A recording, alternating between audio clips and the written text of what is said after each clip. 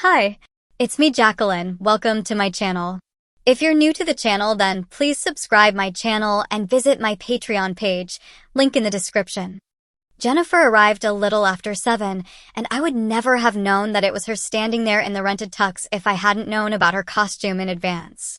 Her hair was pushed up under a top hat, and her chest had been flattened by a couple of ace bandages. She had grown a mustache, held on by spirit gum, and heavy eyebrows made from the same wig as the mustache. Her face had a 5 o'clock shadow, thanks to some excellent makeup work, and she wore a pair of black wingtips on her feet. Men's white dress gloves hid her hands. She looked fantastic, and I told her so. "Thanks. I think my costume turned out pretty good," she said. "My name for the evening is Steven, so you should only think of me that way so you don't slip up.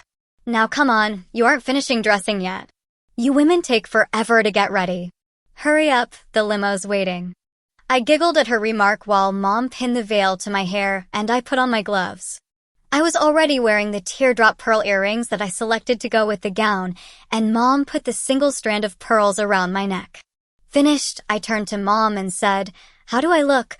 only realizing then that tears were working their way down her cheeks.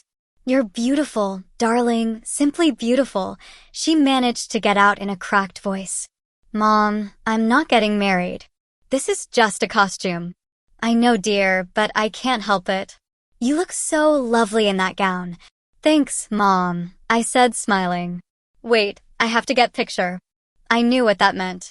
Another entire roll of file would sacrifice its existence as she clicked picture after picture, but it was a special event this time, and we had expended a lot of effort to look like we did. Mom posed my Halloween husband, Stefan, and me in the living room and took picture after picture as we changed positions slightly in response to her instructions.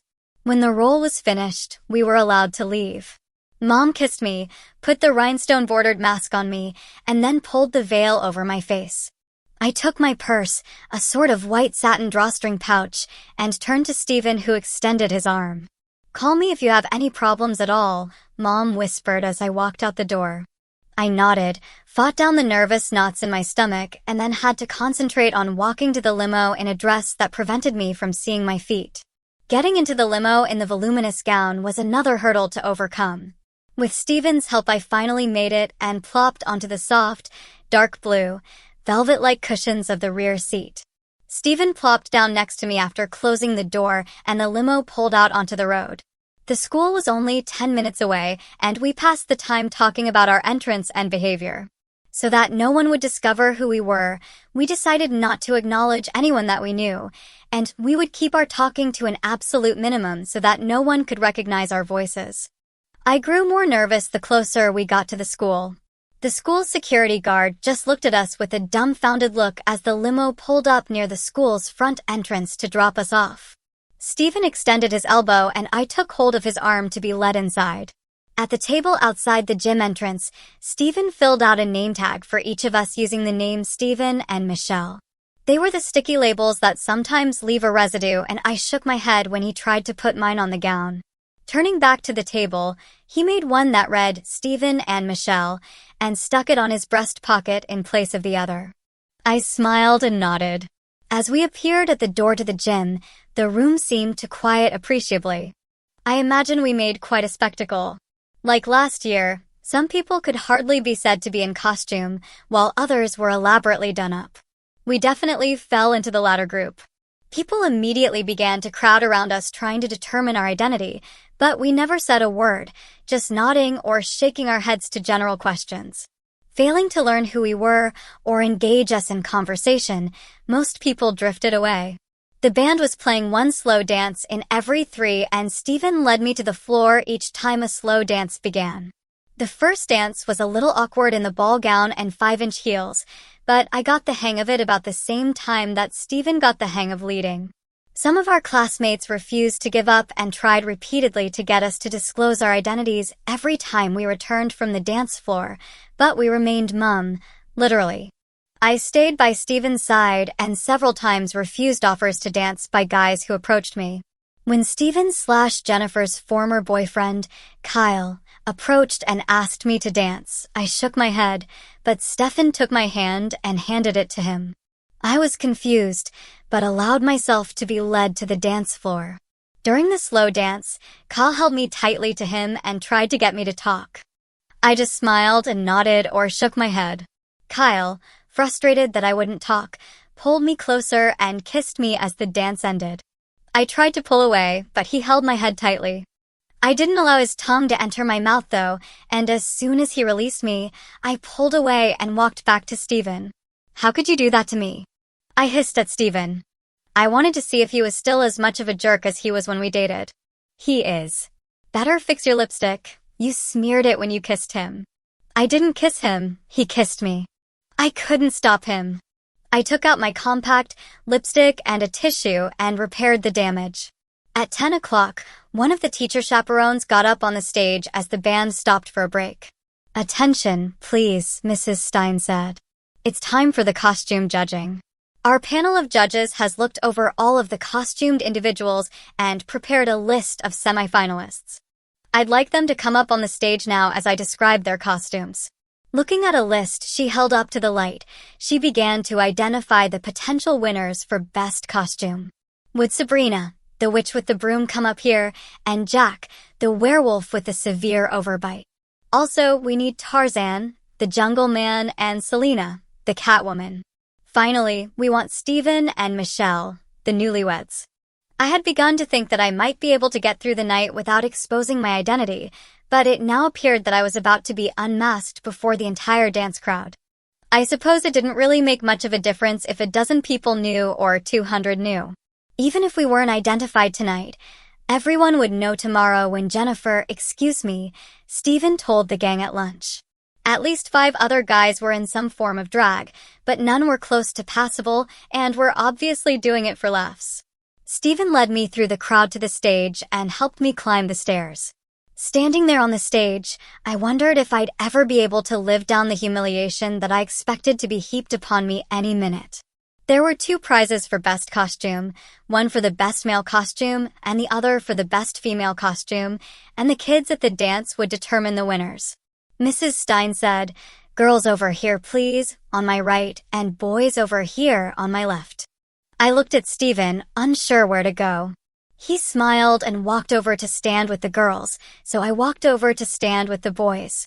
Mrs. Stein came over and took my arm, pulling me over to the girls' side, saying, "No, dear, the girls should stand over here."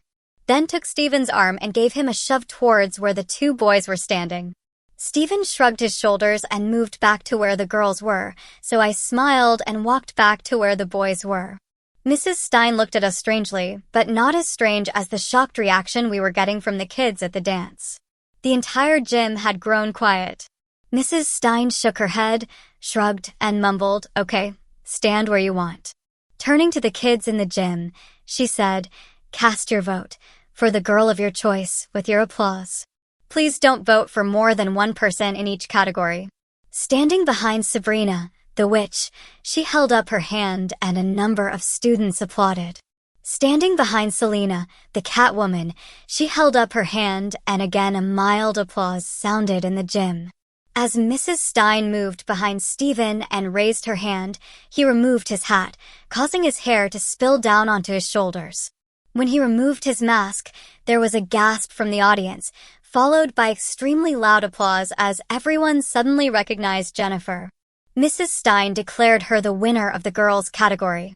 Then it was time for the boys to be judged. I could understand girls winning for cross-dressing, because no one ever seemed to think it odd, but I wondered how I would be received, now that everyone saw me lined up with the males. It was true that guys in drag had become a lot more socially acceptable in recent years, at least on stage. Mrs. Stein stood behind Jack, the werewolf, first and raised her hand. The applause was light. When she raised her hand behind Tarzan, the jungle man, the applause was just as light. Then she stood behind me and raised her hand, and not a single person applauded. Mrs. Stein, obviously taken by surprise, said, "You'll have to vote again." I couldn't determine the winner. "Please, everybody vote for one of the costumed finalists." Standing behind Jack, the werewolf, and raising her hand, even less applauded this time. When she stood behind Tarzan, the jungle man, about the same number applauded. I was surprised when she even bothered to stand behind me again, but she did. Again, no one applauded, but Kyle yelled out, "That's no guy. I danced with her before." We can't give a girl the prize in this category also. Mrs. Stein was clearly unsure what to do. She walked around me and said, "Do you have your ID with you?" I nodded and produced my school ID from my purse. She looked at it, then looked closely at me, and smiled before handing it back. Turning to the audience, she said, "I know this student and I'm satisfied with his identity." A ripple of excited conversation moved through the gym as Mrs. Stein moved behind me and held her hand over my head. A few people applauded, but as Mrs. Stein started to lower her hand, it began to grow quickly until the gym was rocking. "I declare the newlywed bride to be the winner of the best costume in the male category," Mrs. Stein said, relieved that it was over. Stephen and I each received a trophy while camera flashes flickered from the gym floor, ensuring that my cross-dressing wouldn't be soon forgotten at the school, and we prepared to rejoin the crowd as the band came back on stage to play their next set. As we descended the steps, we were immediately surrounded by people that we knew. Our friends forgot their boyfriends and immediately moved in for a closer look. One of the girls said, "Since you're Jennifer, then this must be Jimmy because you two have been inseparable during the past 2 months." I smiled. "Hi, Marianne." "Good guess." "Oh my God, Jimmy, you're so gorgeous," she said. "I love your wedding gown." "Her name is Michelle for tonight," Jennifer said, smiling as she tried to push all her hair back up under her top hat, "and I'm Stephen." The girls giggled as Barbara Huffing said, "Yes, sir." Crowding even closer to me, if that was possible, to examine the gown and feel the beaded lace bodice, the girls started plying Stephen and me with questions. One of the jock boyfriends, standing on the periphery of the group and feeling a little left out, said, "Hey Ashley, let's see your legs." Another guy quickly said, "Legs, hell, let's see your tits." A third said, "Is that why you wear such loose-fitting clothes to school? To hide your tits?" This was what I had dreaded, but I knew what I had to do. I smiled as if it was a big joke. "Do you think I could hide these under a t-shirt and sweater?" I asked sweetly, cupping my bosoms. Marianne came to my defense, angrily asking, "Why don't you go ask Billy Thomas how he hides his boobs during the week, Carl?" Billy Thomas was one of the guys in drag at the dance, and his breasts appeared to be balloons, hidden beneath a varsity sweater, over a cheerleader's skirt. He also happened to be a co-captain on the football team and one of the tallest players. He had been joking with friends about his costume, but I doubted if any hecklers had ridiculed him because I hadn't seen anyone lying unconscious on the gym floor. Marianne's angry response started an avalanche of defensive comments from the other girls, and the guys suddenly found themselves on the receiving end as their costumes were criticized for lack of originality or quality. They immediately began retreating, leaving just Stephen and myself surrounded by a couple of dozen girls. We felt a little like celebrities as the group made a fuss over us. The music from the band had started, and it was difficult to hear, so we moved to the far side of the gym where it was possible to talk above the music. "That's the most beautiful wedding gown I've ever seen, Michelle," Barbara Huffing said. "Did you buy it just for tonight?" "Stephen's mom gave it to me. His sister bought it for her wedding. Stephen's mom altered it to fit me. Michelle is a little better endowed than my sister," Stephen said. "Michelle has a great rack," Marianne said. "I should be so lucky." "But yours are real," I said. "I don't have any sensation with mine." "They sure look real," she said. "I watched as you came down from the stage, and they jiggled just like the real thing.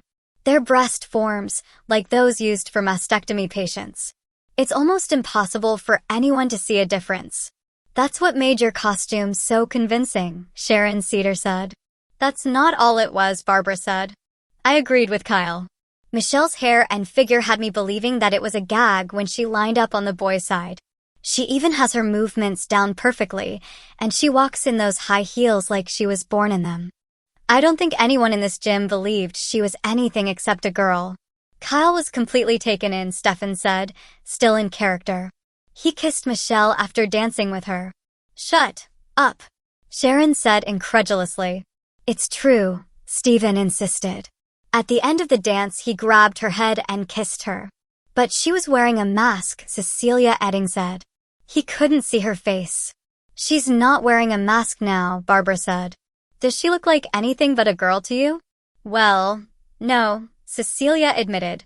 Damn right, Marianne said. I'd hate to go up against Michelle in a contest for prom queen. What costume are you wearing to school tomorrow, Michelle? Oh, just my regular clothes, I said. But it's Halloween, almost, Marianne said. We're allowed to wear our costumes. Everyone will be dressed up. I can't very well wear a wedding gown to school. Can you see me trying to get through the hallways between classes? Or trying to sit at a desk? Everyone was quiet as they pictured it, and I hoped that the thought would be enough to end any thoughts of me coming to school in costume. How about wearing an after-wedding costume? Barbara suggested. Pretend it's the next day, after the wedding, and you're about to leave on your honeymoon. Just wear a skirt or dress. Suddenly all the girls became excited about my coming to school in a skirt. They started discussing what they would wear following their wedding. The suggestions varied from jeans and a tube top to a business suit. I tried to squash the idea, but 24 excited female voices, centered on a common theme, are difficult to overcome. Finally I said, but Stefan doesn't have a costume. I can just wear this tux again, he said. My mom doesn't have to return it until Monday. I won't have trouble getting through the halls or sitting at the desks. Who has an outfit that Michelle can wear tomorrow? Marianne asked of the crowd. Immediately a dozen voices began offering me outfits. I can find something for her, Stephen said. My sister left a lot of clothes when she moved out. I know she won't mind Michelle borrowing something. She has a gorgeous gray suede skirt and jacket suit that would be perfect. She even has matching boots. I knew immediately that Stephen was talking about the suit that I had brought back from Illinois. I hadn't worn it since the trip home, but Stephen probably knew the contents of my closet as well as her own. I made one last stab at nipping this thing before it went any further. You all saw what happened with those guys a little while ago. If I show up tomorrow dressed in a skirt, I'll be taunted all day. Every boy in school will have heard about me wearing this gown and be ready with his comments. They'll do that anyway, Cecilia said, so wearing a costume on Halloween won't make any difference. If it matters, Billy Thomas is going to wear his cheerleading costume tomorrow. Really? That's what he said. Michelle, Barbara said, if any boy gives you a problem, just let us know. You're one of us and most everyone knows that by now. But if they don't, we'll explain it to them. I knew that they had always protected me. When they couldn't do it on their own, a few boyfriends had been persuaded to convince the offender to leave me alone. But most of the guys had considered me inconsequential, almost a non-entity before. The girls weren't going to drop it, so I said, okay, I'll probably regret it, but I'll do it, just for all of you. With that settled, most of the girls started to drift back to their dates. I wondered how many couldn't wait to talk to their boyfriends about me, and some girls probably just wanted to talk about me where I couldn't overhear the conversation. The girls that I usually sat with at lunch stayed with us until their boyfriends or dates showed up and asked them to dance. Stephen and I walked back to the dance floor when another slow dance began to play. What am I going to do? I asked Stephen as we danced. I can't wear a skirt to school tomorrow. It was one thing to come to the dance wearing a dress, but school is completely different, even if it is Halloween costume day. I wear pants every day. That's different and you know it.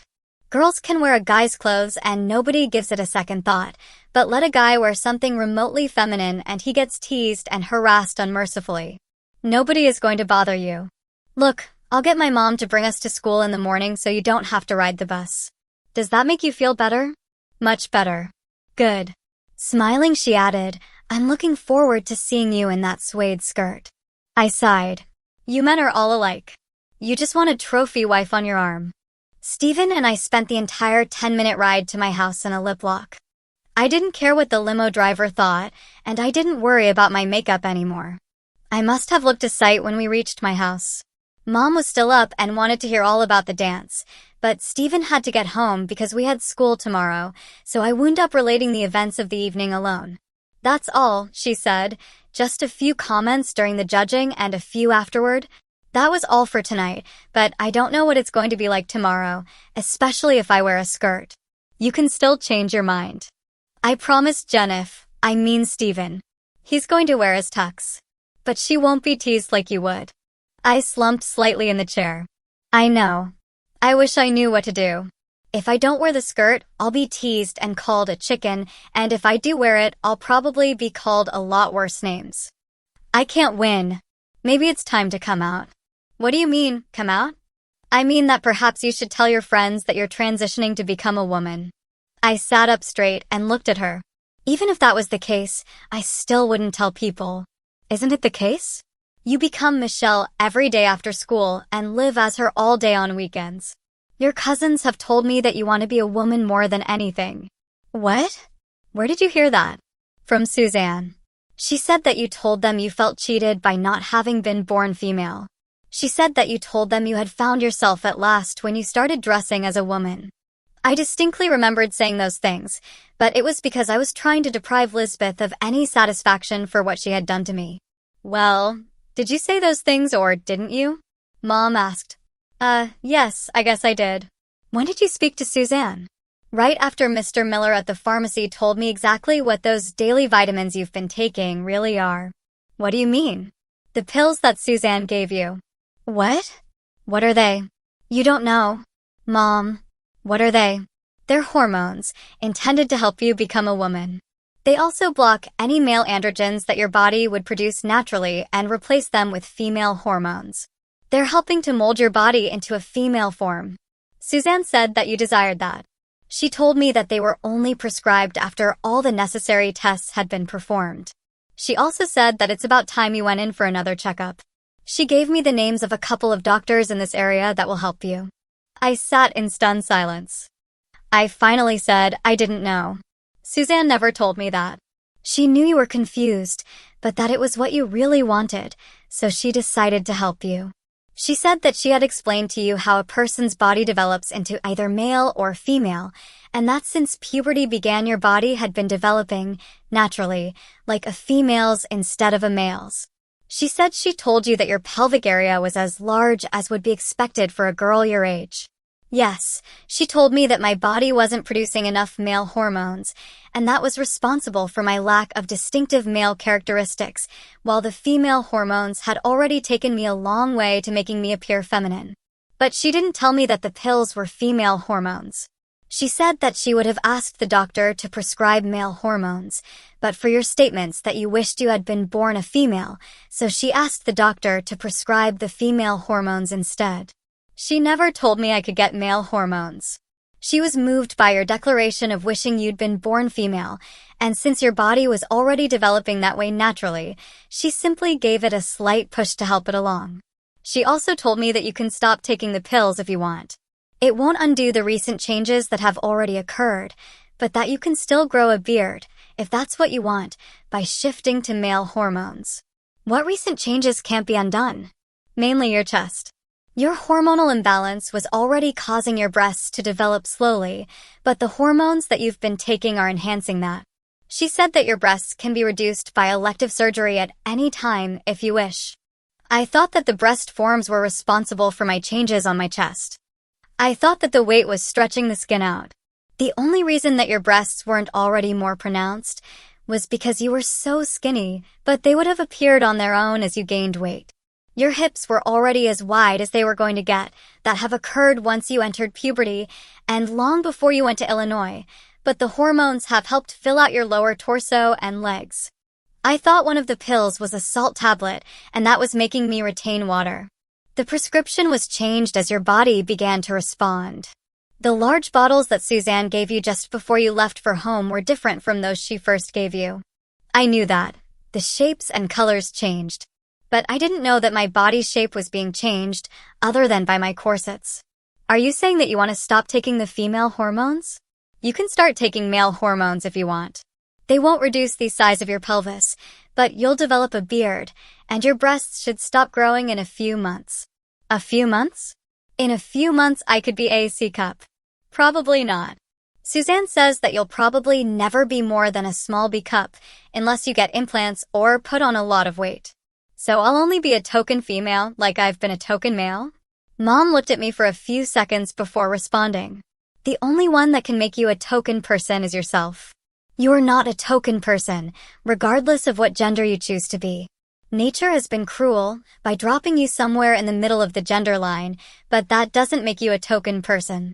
It does give you the unique opportunity to decide which way you want to move along that line.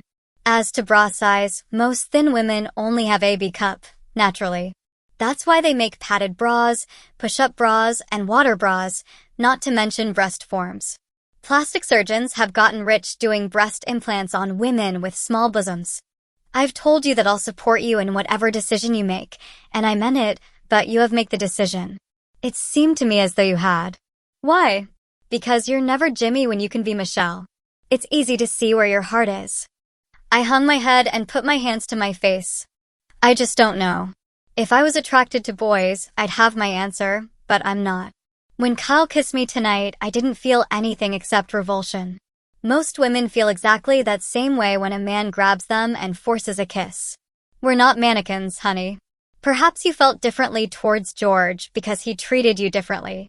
I haven't been attracted to any of the boys at school, and they haven't forced me to do anything. But you also haven't appeared as Michelle, so they haven't treated you as a woman. It makes a difference. I shook my head. I just don't know, Mom. Okay, honey. Would you like me to help you undress? I nodded. Yes, please. I'll never get out of this gown without help. Please subscribe for the next part and visit my Patreon page for early access.